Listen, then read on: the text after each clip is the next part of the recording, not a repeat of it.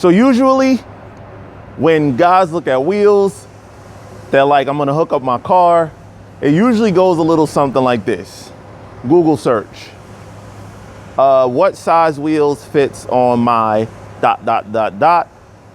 Or whatever the car forum is. Hey guys, thinking about getting ... Will these fit my ... Today, I'm gonna help you guys fill in those blanks, at least what fitment means to me and why it's so important. I'm pretty sure you guys always hear me talk about, and a fitment was bonkers, and other videos that I've done, like for an example, when I put wheels on the Durango, you see that I said that, and I told you, you'll notice that all of my cars have this crazy fitment where the wheels looks like they're just gonna bust out. But then it's confusing because that same car you'll see on a rally or on a track doing 150, 160 miles an hour with no problems, just like every other car. So out goes the window of, I don't put wheels on my car or I don't hook up my car because I like to drive fast. Sorry, that is an excuse. No, not happening. Anyway, point is, if you look at my Panamera Turbo, this car has what I like to call super aggressive fitment. So the reason why I call it super aggressive, and Joe is gonna take you guys through it as I talk to you right now. If you look from the fender pointing down, you'll see sidewall and you'll see wheel. You'll see both. And that's because the fitment is so crazy on this car that I stretch the tires in order to give it a more crazy, wider, aggressive look. Now, who would do that with a car that's already super wide? A Panamera, if you don't know, is one of the widest cars that you can buy, period. So why would I do that to take it a step further? Well, the Panamera has kind of a bulky behind, right? So from the back, it looks bulky and wide, but it doesn't look slim.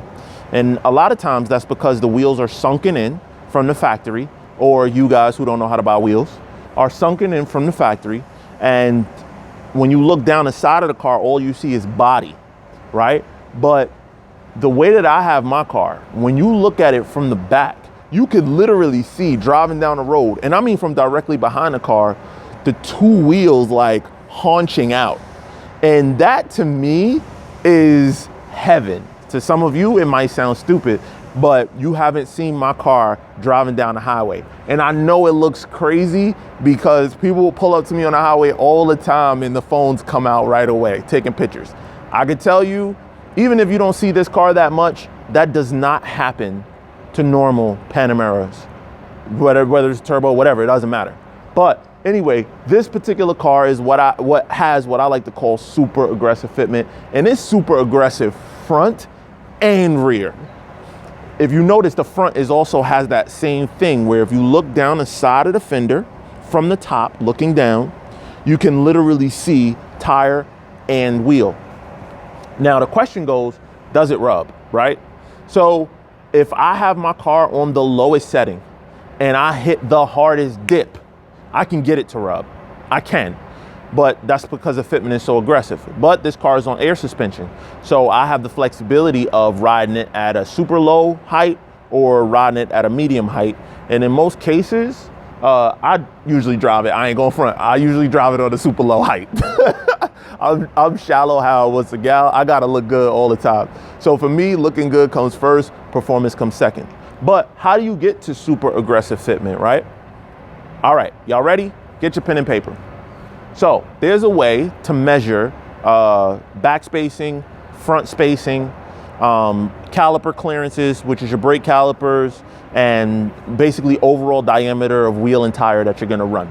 This Panamera Turbo is an all-wheel drive car. So my wheels are staggered. In the front, I'm running 22 by 10 in the front, and in the rear, I'm running 22 by 11 and a half in the rear. I could have gone 12s, but I decided to go 11 and a half because of the tire availability that was at the time. So anyway, the setup that you're looking at right here is 255 in the front, 295 in the rear. Now, these cars can hold 12 and a half inch wheels with 315s, no problem.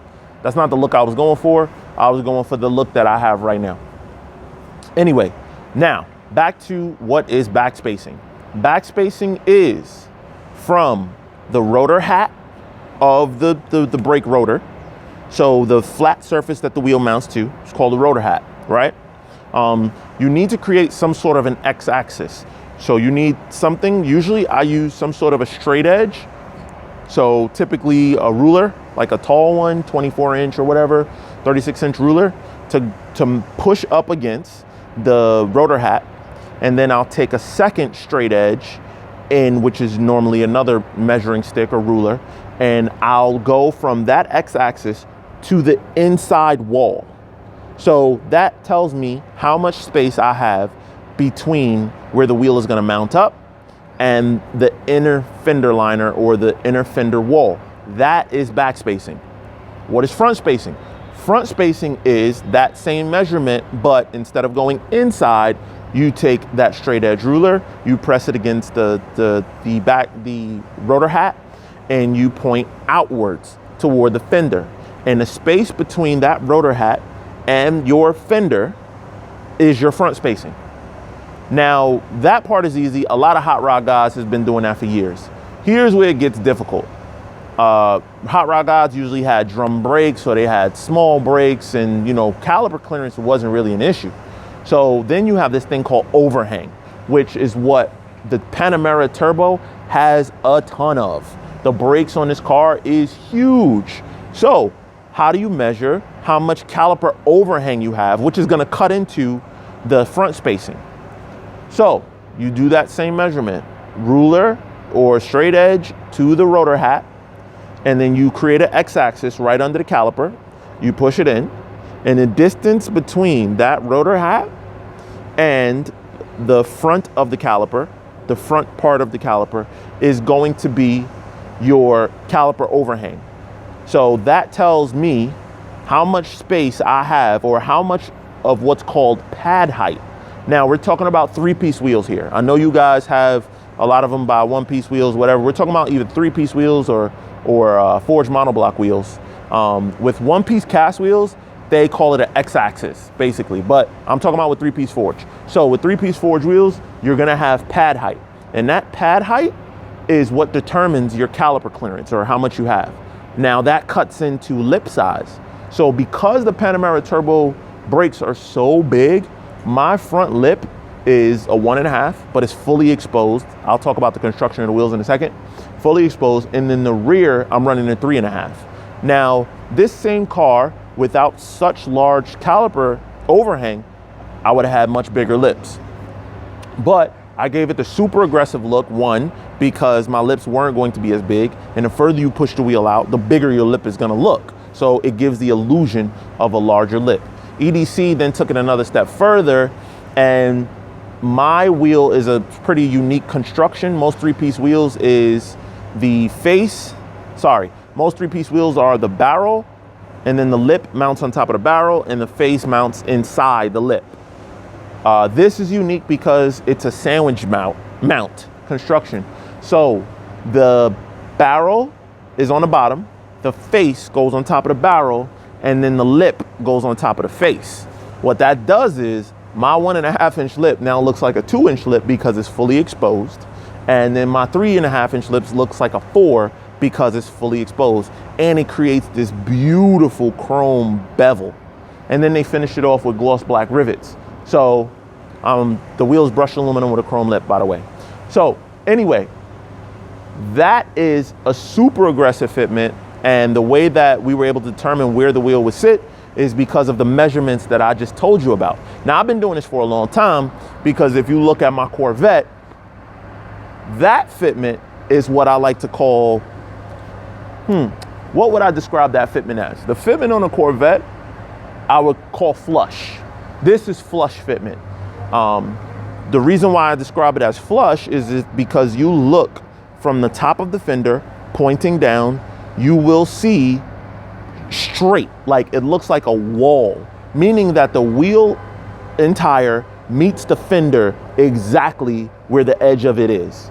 So that gives the illusion of also an aggressive look, but it's not crazy, super aggressive like the Panamera.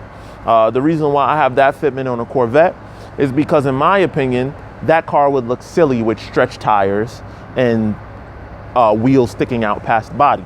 In my opinion, it will look silly. So that car is set up with a flush fitment, but using those same metrics or measurements, back spacing, front spacing, caliper overhang, to determine that these wheels are a 20 by 10 in the front, and then the rear, the front is a 20 by 10 and a half in the front, and then the rear is a 20 by 12. So that's a 12 in the rear and 10 and a half in the front. So super aggressive, but all of the width is going toward the back spacing rather than the Panamera, where the width is all going front spacing to give an aggressive fit. Now, my Durango, on the other hand, is a one-piece cast wheel, right? So that one-piece cast wheel just has basically offset determines how far or in it sits out with an offset. Now, it's the same thing with three-piece wheels too, but to determine offset, you need to know backspace, front space, and pad height determines offset. So you kind of reverse engineer it. Whereas one-piece cast wheels is what is the width and what is the x-axis of where the spoke comes to that mounting surface. So in the case of my Durango, that truck is running 22 by 11 all the way around, and I ran the tires to match that. That being said, it wasn't as difficult measuring for the Durango. I just needed to know offset. So the way I determined that is I did that same measurement, front space, back space, right? See how much space I had. That told me how much width I can run. So that was all I really needed to know, was width. Caliper overhang is not really a problem in those cars or those trucks. The brakes don't stick out that much, so I wasn't really too worried, but I did run a concave wheel, which has a greater x-axis for more space behind the spoke for brake. So those are my three setups. And the fitment that I like to say on a Durango, I would probably say is also a flush fitment. It's not crazy bonkers, it's not crazy out. Now, if you look at your car when you buy it, or if you bought the wrong wheel setup, if you look from the top of the fender and you look down and you see the ground, you have, buddy, what is called sunken fitment. Your wheels are sunken inside. That means you left a lot of meat on a bone in order to give your car a much more aggressive look that you did not follow through with, that you could have. So you will never see me with sunken fitment, because in my opinion, it makes the car look meek. It makes the car look weak, in my opinion, and we all about that setup. So therefore, I hope that this was a good one for you. I hope that you guys learned something from that. And if you're gonna be a Mod2Famer, don't do sunken fitment. I'm not usually an advocate for spacers, but if your budget at the time doesn't allow for you to buy custom wheels or even one-piece wheels, throw some spacers on your stock wheels, if you have a larger size. If your car comes with like 16s or 17s, don't bother. But if your car comes with like an upgraded factory wheel, all right, throw some spacers on it. You guys saw what I did to the Porsche when I had it before. I'll link the card right now. Click this link above and you'll see the time where we lowered the Panamera and put spacers for the OEM Plus look. But guys, if you like informational videos like this, please like, subscribe, and oh yeah, also, we got some special call outs happening soon. We're doing our own call outs here locally. So wait for that. That's coming. Stefan here, Mod2Fame. I'm out. Thank you for watching.